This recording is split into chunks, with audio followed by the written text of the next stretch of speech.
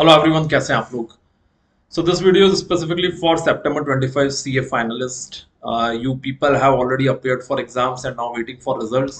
And this is a perfect time where you can plan about your career. It's almost a month before your results will get declared, and in this particular month, you can certainly plan for your campus and interview preparations.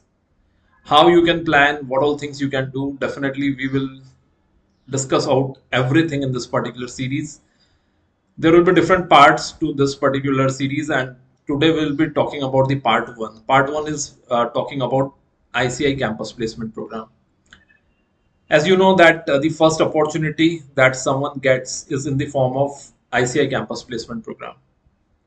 आप जैसे qualify करेंगे उसके बाद जो सबसे बड़ी opportunity आपके सामने आएंगी that will be the campus placements.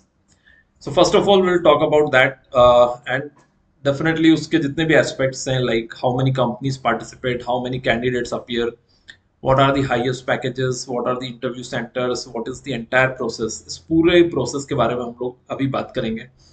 इस discussion का एक बहुत important aspect ये है कि if you will get the entire understanding about the campus placement scenario, you will parallelly start taking some initial steps, which is very important.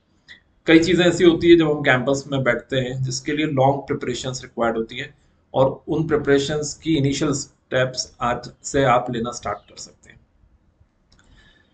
So first thing that is basically important for you to understand is the campus placement data, right?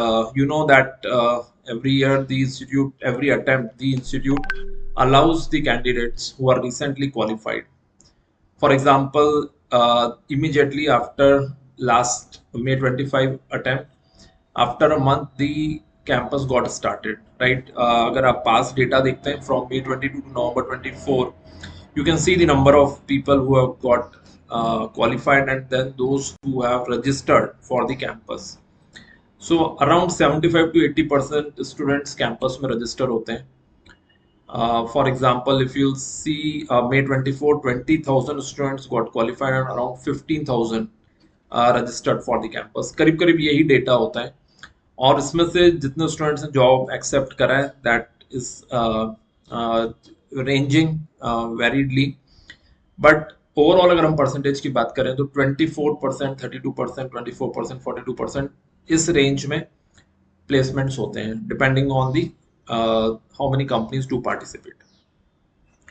ये जो data है basically इस data के basis पे अगर आप एक analysis करते हैं, so you can say between 25 to 30% students get their placement in the campus, और उसके अलावा जो स्टूडेंट्स है 60-70% students they get off campus opportunities, right? So campus में डेफिनेटली अपॉर्चुनिटीज काफ़ी अच्छी होती हैं, बड़ी कंपनीज पार्टिसिपेट करती हैं, पैकेजेस भी काफ़ी हाई होते हैं, और इसलिए कंपटीशन भी ज़्यादा है, और इसीलिए रिजल्ट्स जो हैं वो आप देखते हैं it ranges between 25 to 35%, right? So जो ओवरऑल टेक अवे इस पर्टिकुलर स्लाइड का वो ये है कि कंपटीशन कैंपस में काफ़ी इंटेंस रहती है, and one has to prepare for campus well in advance.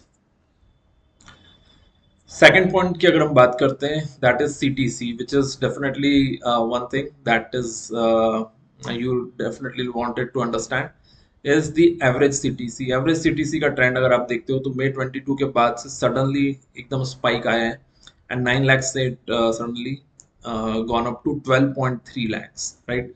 और यही अभी करंटली मेंटेन्ड है somewhere 12 plus lakhs that is there. But ये बात आपको ध्यान रखना है कि it is an overall campus average, not an average of all the students जो कैंपस में प्लेस हुए हैं, केवल उन स्टूडेंट्स का ये एक एवरेज है, राइट? थर्ड पॉइंट ये आता है कि इंटरव्यूज की अगर हम बात करें तो ये इंटरव्यूज कहाँ पर कंडक्ट किए जाते हैं. तो इंस्टीट्यूट ने अलग अलग सेंटर्स डिसाइड किए हैं. हर आपने देखा होगा अब हर इंस्टीट्यूट का चैप्टर ऑफिस होते हैं ऑल इंडिया लेवल पे, तो उन्हीं को एक तरह से आप बोल सकते हैं कि दीज आर दी सेंटर्स. इसमें लार्ज सेंटर्स जो हैं, राइट, लार्ज सेंटर्स की अगर हम बात करते हैं, सो अहमदाबाद, बेंगलुरु, चेन्नई, दिल्ली, हैदराबाद, जयपुर, कोलकाता, मुंबई एंड पुणे, ये लार्ज कैटेगरी में आते हैं, और इसमें से कोई एक सेंटर आप सेलेक्ट कर सकते हैं.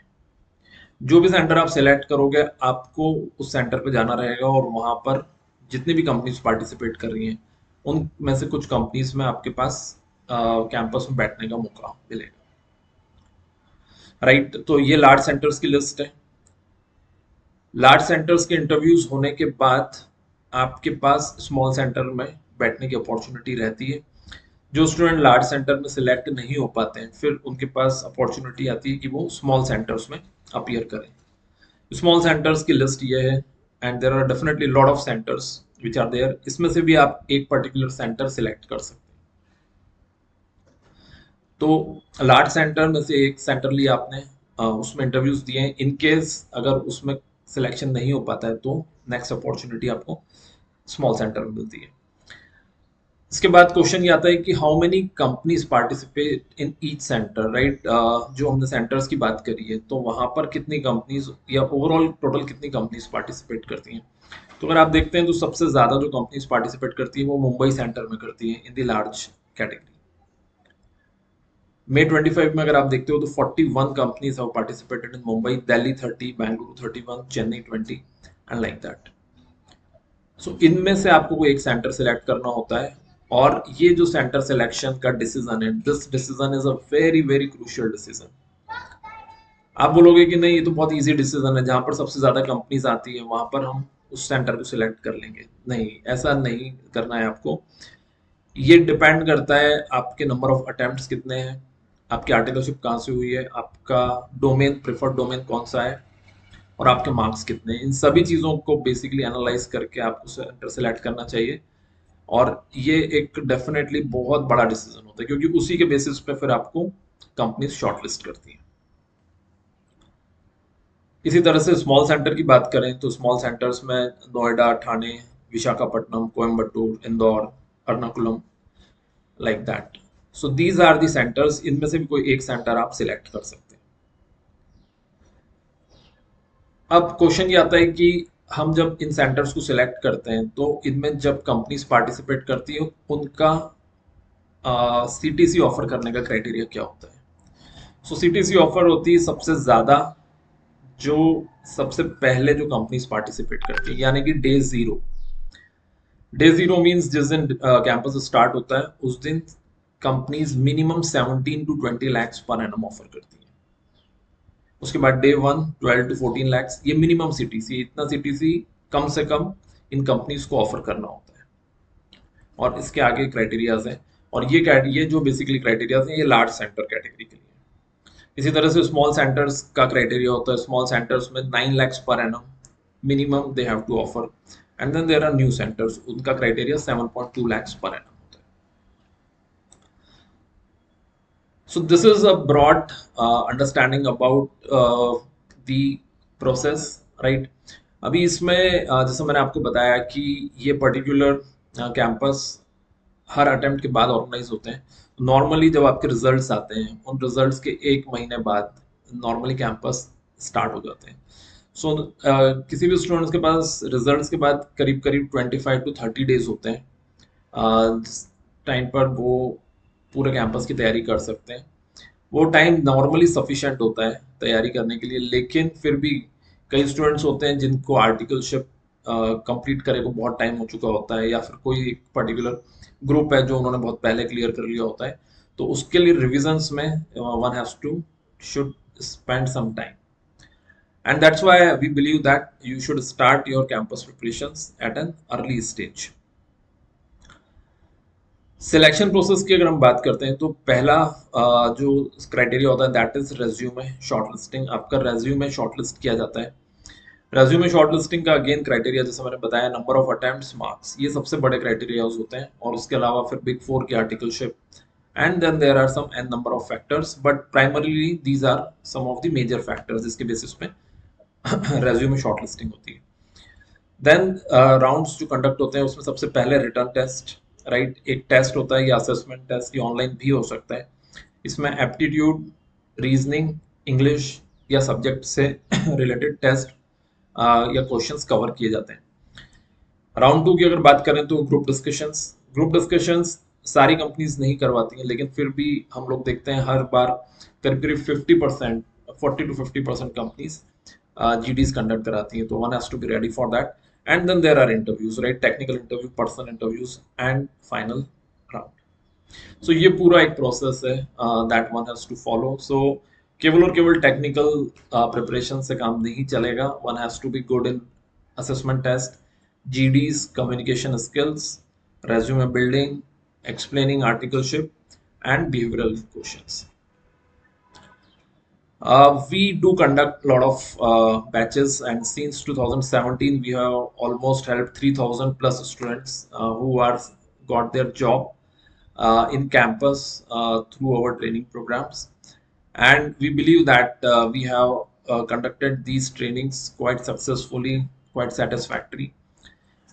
People have definitely gained a lot of insights through these trainings. They have brushed up all the concepts, improved their communication skills.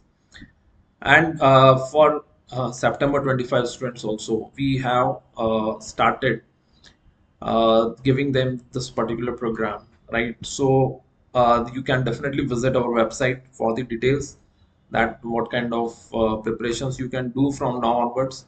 And also you should join our WhatsApp group so that you will get to know about our next video where we will be talking about the domain preparations, right? Domain related understanding. So ये जो time है, इस time पर हम लोग पूरी series flow करेंगे, और इस सीरीज के अंदर आपको कैंपस इंटरव्यू से रिलेटेड बहुत सारी इंसाइट्स मिलेंगी. So you should stay tune, and I believe that this is a time where one should definitely understand about career, think about career, and plan it well.